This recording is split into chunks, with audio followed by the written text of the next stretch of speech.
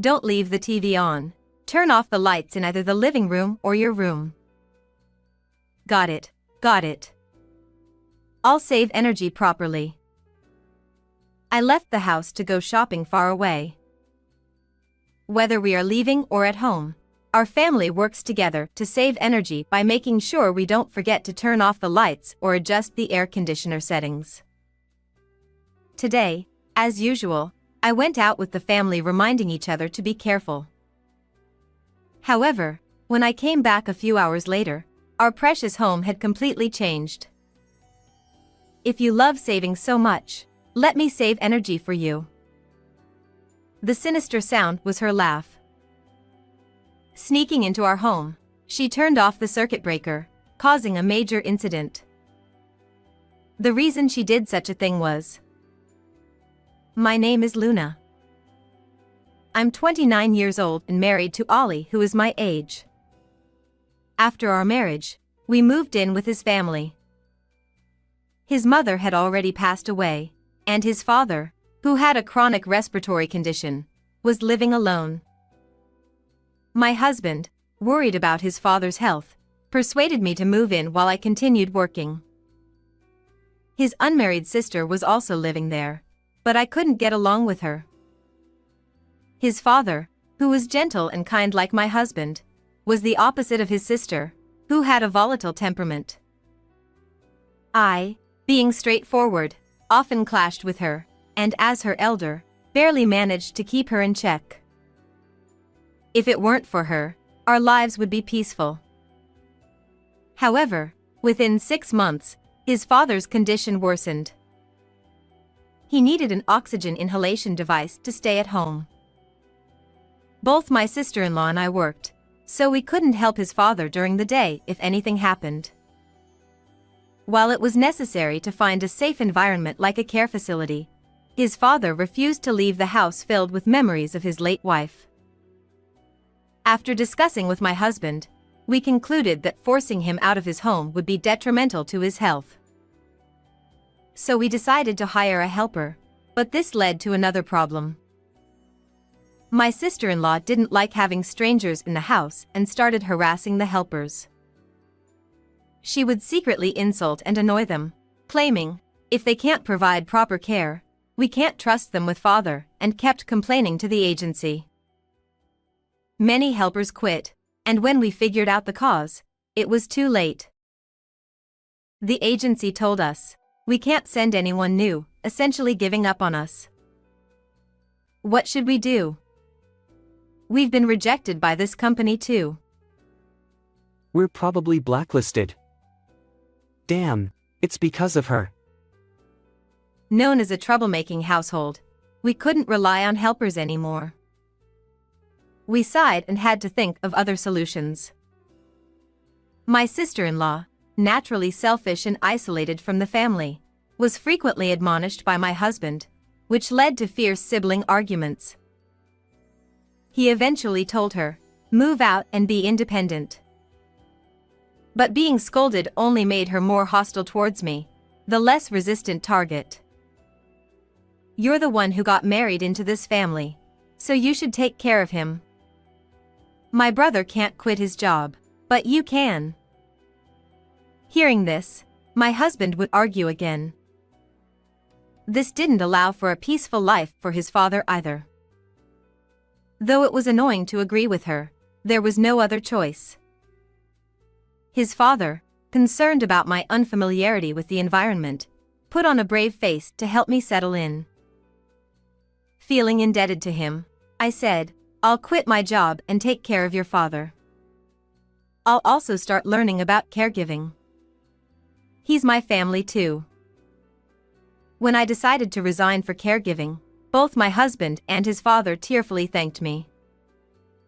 Learning about caregiving from scratch was difficult, but his father always encouraged me kindly. The only constant was my sister-in-law, who remained at home without helping with housework or caregiving. On her days off, she would disappear, likely going out to have fun. Though I spent more time at home, with caregiving and studying, it was hard to keep up with everything. Despite dividing chores with my husband, there were gaps, and she would quickly criticize. You decided to do both caregiving and housework, right? You like doing everything yourself, don't you? Whenever I retorted, she would respond with sarcastic remarks. She continued to harass me but would get caught and scolded by my husband. Every time, she would say, "Father is too kind to say anything. I'm saying it on his behalf." Naturally, there was no improvement, and dealing with her constant interruptions was increasingly stressful. I felt immense respect for the helpers who managed to care for his father while enduring her behavior. Both his father and my husband were fed up with her persistent attitude. One day, while secretly discussing with my husband how to encourage her independence, she announced, "I've got a fiancé, so I'm moving out. Bye, father. I'll visit sometimes." She left suddenly, and while we were taken aback, the house became much more peaceful without her chaotic presence. Though there were discussions about moving his father to a care facility due to his age and condition, I had become more adept at caregiving, so we decided to continue home care. Though she lived with her fiancé, she frequently returned home. "What's for dinner? It'll just go to waste, so pack it for me. I'll take it home." It seemed she was relying on leftovers to avoid cooking for her fiancé. Her selfishness remained, treating me like a housekeeper. Don't order Luna around without helping, Anna. Yes, yes. Sorry, Luna. Satisfied? Now hurry and make dinner. She ignored his mild reprimand, brushing it off. Honestly, cooking the same amount as before wasn't the problem. The real issue was the expenses. Despite moving out, she contributed nothing financially while taking advantage of everything, straining our budget. Moreover, she had no sense of saving energy or money. "Anna, please turn off the lights in unused rooms. Are you going to the bath or not?" She lay on the sofa, playing games on her phone, with the TV on and all the lights in the bathroom and changing area turned on but with no intention of moving. Trying to get her to choose between the game and the bath, she glared at me. "Fine. I was just about to go, so don't interrupt me." Always nagging about saving energy like an idiot. It's not even significant savings. You're so stingy, old lady. Anna. How dare you speak like that? I meant big sister. Don't get mad over a small word. Her retort followed his scolding as she finally turned off the TV and went to the changing area. Though she argued, she listened to our requests. Despite years of work and having a fiancé, her maturity remained that of a rebellious teenager. I no longer expected her to act her age. Our relationship hadn't improved even after she moved out, maintaining tension.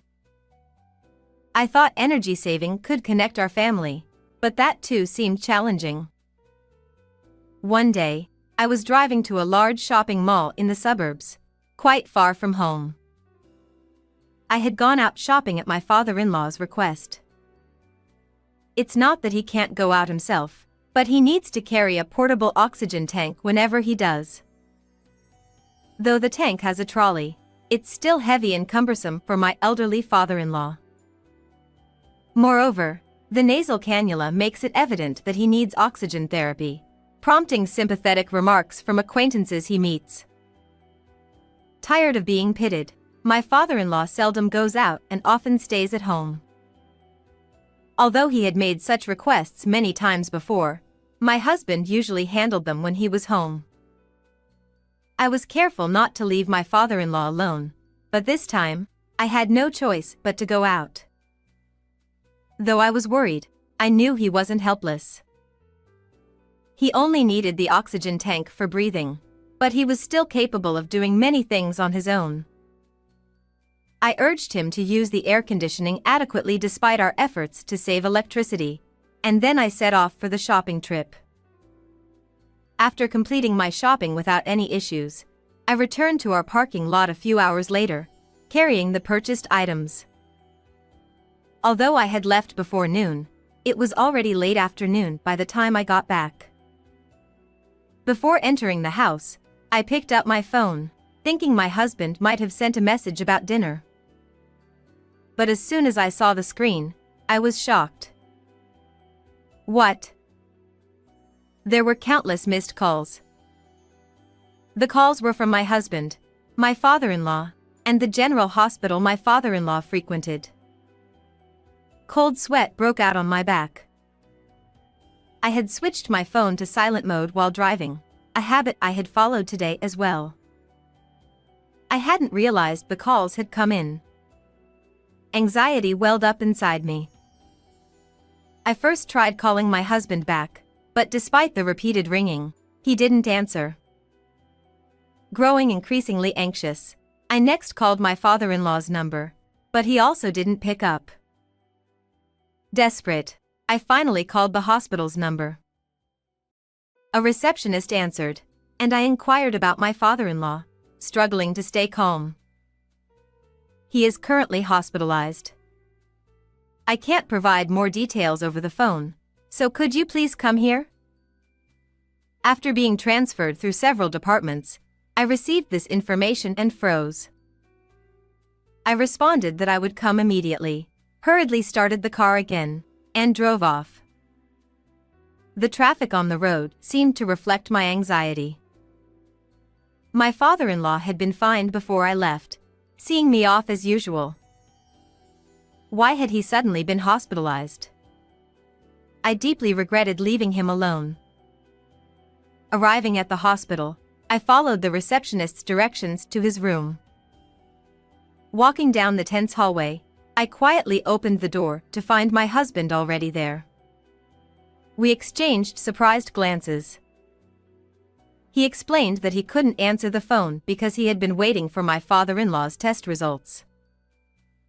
I, too, had been unavailable while driving. I'm sorry, I couldn't answer your call. It's fine. How is your father? Prompted by him, I looked at my father-in-law lying in bed. Though he looked slightly pale, his breathing seemed steady. He's okay. There's no serious issue. He's just here for some tests. Actually, hearing from my husband that my father-in-law wasn't in danger finally allowed me to breathe a sigh of relief. But why had he been hospitalized? Just as I was about to learn the reason from my husband, the door to the hospital room burst open with a bang. My sister-in-law rushed in, her eyes filled with fear. Ignoring us, she ran straight to my father-in-law's bed and screamed upon seeing him. "Ah! What happened to Dad?" Her loud scream made my husband hastily try to calm her down. But her panicked voice echoed through the room. Please, calm down. He tried to pull her away from the bed. Though her voice eventually softened, she suddenly glared at me and started yelling. "You were with him. What happened?" Her angry words hit me, and I was left speechless. My husband tried to intervene and calm her, but her anger was still directed at me. Amidst the confusion, I felt a strange sense of unease.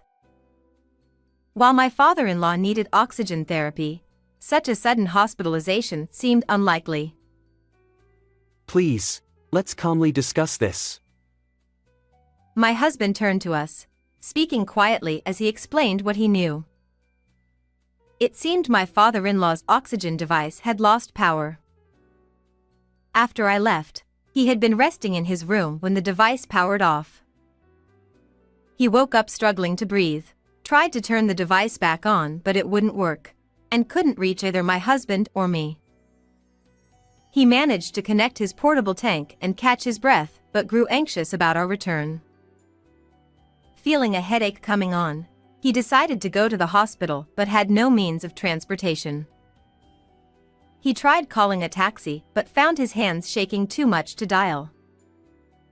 So he went to the neighbor's house for help. The neighbor, seeing him, screamed and took him inside, laid him on their living room couch, cooled him with ice packs, and called an ambulance. Only then did my father-in-law realize he was suffering from heat stroke. Thanks to the timely treatment at the hospital, he was now stable. According to the doctor, my father-in-law's age made him less sensitive to heat, and he mistook his symptoms for aging issues. With convulsions setting in, immediate treatment and a few days of observation were deemed necessary.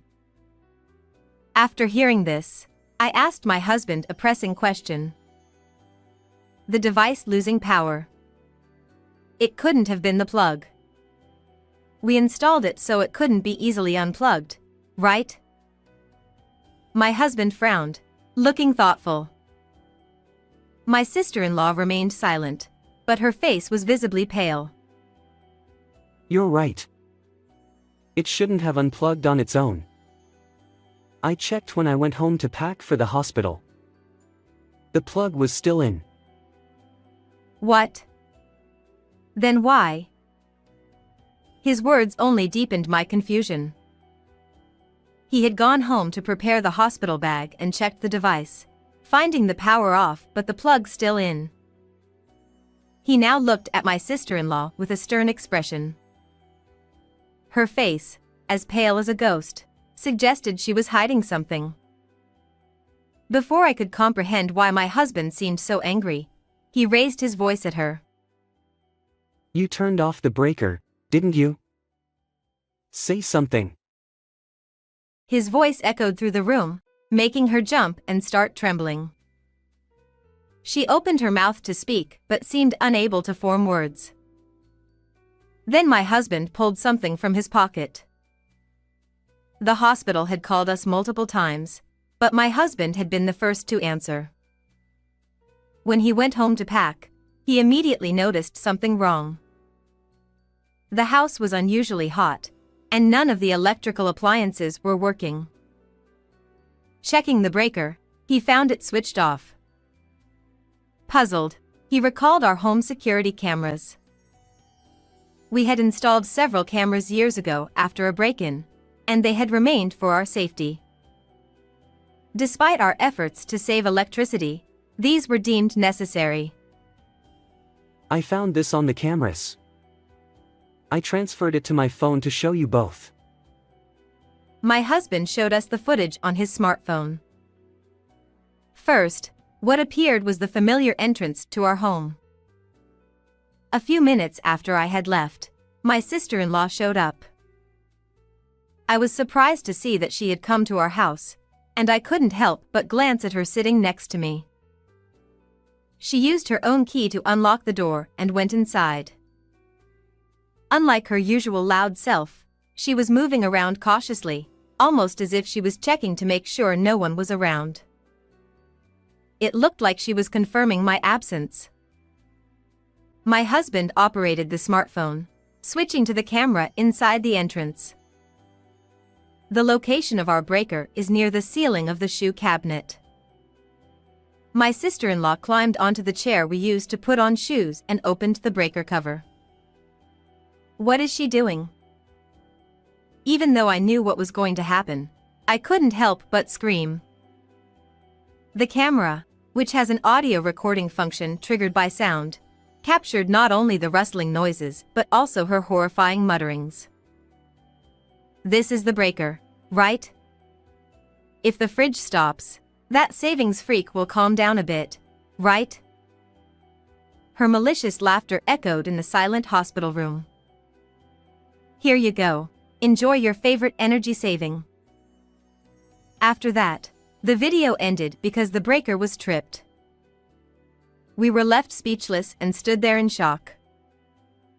When the breaker is tripped, the power supply to the entire house stops. For the few hours until my husband noticed. As she had planned, the contents of the refrigerator would have turned into a disaster. From her panic when she rushed into the hospital room, she clearly hadn't understood the gravity of her actions, but this was far too malicious to be considered just a punishment for me. However, she reacted in an unexpected way. Because you're always nagging about saving energy. Tears welling up, she started raising her voice to justify herself. I didn't know father was home. I thought he had gone out with you. It's your fault for leaving him alone. She kept repeating that she didn't expect this to happen. Her tearful plea for self-preservation was in stark contrast to the fiery anger burning within me. How could you sneak in and cut the power like a thief? We're lucky he survived, but what if something had happened to your father? I couldn't help but lash out at her, but she raised her voice even louder to blame me. It's your fault. It's all your fault that father ended up like this. Her accusations pierced my heart. True, I shouldn't have left him alone. Wasn't it my mistake to leave him behind, saying it would be a burden to take him out? In the tense hospital room, suddenly, the atmosphere was shattered. Be quiet. The father-in-law, who should have been asleep, shouted at her. He couldn't speak very loudly due to his illness. Given his usually calm demeanor, we were all taken aback. Our gazes all turned to my sister-in-law. Do you understand what you've done? You caused trouble for everyone, and nearly killed your own father. Luna is not to blame. His eyes were filled with anger and disappointment. His voice was much harsher than his usual gentle tone. The commotion caused by my sister-in-law's screaming had fully awakened him, and he had heard the entire conversation, including the surveillance camera incident. If you keep this up, get out. And don't ever come back. His sharp reprimand left my sister-in-law pale and frozen, but soon she started to cry loudly. It was incredibly annoying. She was apologizing to her father, but he responded, You're a nuisance. Get out. With that, my husband escorted her out of the hospital room. A few days later, my father-in-law was discharged. When my husband and I went to pick him up, he greeted us with a relieved smile, his health having improved. But upon returning home, my sister-in-law was waiting in front of the entrance. Since that incident, she hadn't shown herself to us. We had expected her to apologize, but the words that came out of her mouth were the same as before. It's your fault. Everything that happened to my father is because of you. Both my father-in-law and husband looked exasperated. Seeing her once again trying to blame me, my father-in-law stepped forward. You should be grateful we didn't call the police. What you did is unforgivable. His cold voice left her speechless. But he didn't stop there. He was utterly disgusted with her. You're disowned. It's unbelievable that you still don't understand the seriousness of this situation. As I said at the hospital, don't ever come to our house again. With a stern tone, he dismissed her and entered the house. She stood there in shock, unable to move, probably never expecting to be disowned by her own father. My husband and I believed his anger was justified, and we decided to continue supporting him. We left her standing there and went back inside. After that, my sister-in-law tried to contact us multiple times to apologize. But my father-in-law ignored all of them. He had no sympathy for her after all the trouble she had caused. Neither did we. My father-in-law refused to support her financially for her wedding or honeymoon and declared he wouldn't attend the wedding. Incidentally, I was once ambushed by her outside our house. She pleaded with me tearfully to persuade my father-in-law, but I had already decided not to forgive her. I listened to her entire apology and then left. Eventually, her fiancé found out about everything. He had initially contacted my father-in-law out of curiosity about the odd refusal to attend the wedding. When he learned that my sister-in-law had caused the emergency hospitalization by cutting the power, he turned pale and apologized to my father-in-law. Unlike her, he was a sensible person. He said, "What she did is attempted murder," and ended their engagement. They hadn't moved into their new place yet, so that was cancelled too. My sister-in-law had already quit her job, claiming it was for the marriage. She had spent most of her savings on spa and beauty treatments in preparation for the wedding, so she was nearly broke. They had already sent out the invitations, so she had to bear half of the cancellation fee. She ended up struggling with debt due to her own actions, but she finally understood she couldn't show her face to us anymore. Meanwhile, the three of us lived peacefully. Without her chaotic presence, my father-in-law's condition improved. Considering his age, we couldn't be complacent, but for now, we didn't have to think about moving him to a care facility. We are even planning a trip. How was this story? Please don't forget to subscribe to our channel. See you in the next video.